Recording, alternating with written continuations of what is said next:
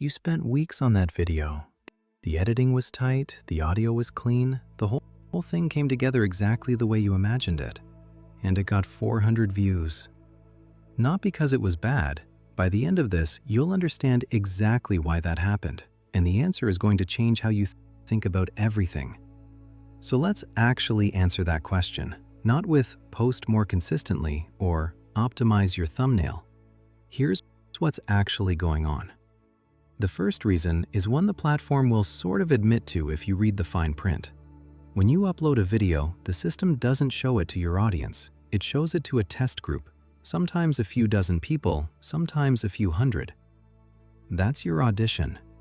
And those people aren't necessarily your people. They're just whoever the system decided to run the experiment on. If that tiny sample doesn't click fast enough, doesn't watch long enough, the video gets deprioritized. It doesn't get a second chance with a different group. It just kind of stops. There are creators who've watched videos they know are some of their best work flatline at 400 or 500 views, and they never find out why, because there's genuinely no way to know who those first viewers even were. The second reason hits harder, and it's the part most people don't talk about. The system isn't trying to find your audience, it's trying to predict clicks. Those are two completely different things. It looks at your title, your thumbnail, whatever signals it can grab, and it guesses where this video is most likely to perform, not where it most belongs. So, if your work is careful, layered, built for people who actually care about the craft, that might not be what the test group rewards in the first 3 seconds. And the system doesn't know how to account for the gap between "this didn't hook a random sample" and "this is genuinely good." Then there's a third thing, maybe the most quietly devastating. If 10 different channels make videos on the same topic, the system doesn't distinguish between them based on quality.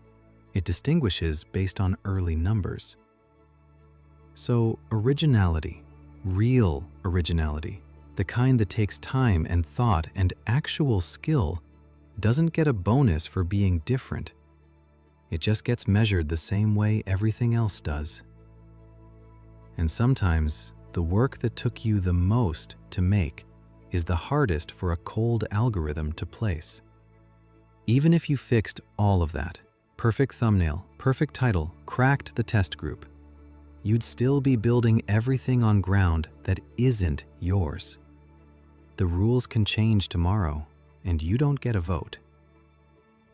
But here's what I want to leave you with. There are creators right now, people doing careful, specific, genuinely skilled work, who are getting paid directly for the quality of that work. Not because an algorithm surfaced them, not because they went viral, because they found a way to put their work in front of people who actually wanted it, and those people could say so in a way that meant something.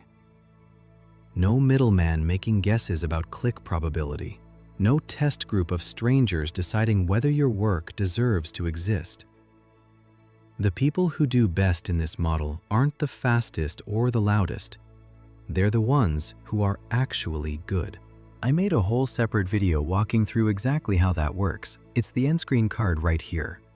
If any of this resonated, it's probably worth 2 more minutes of your time.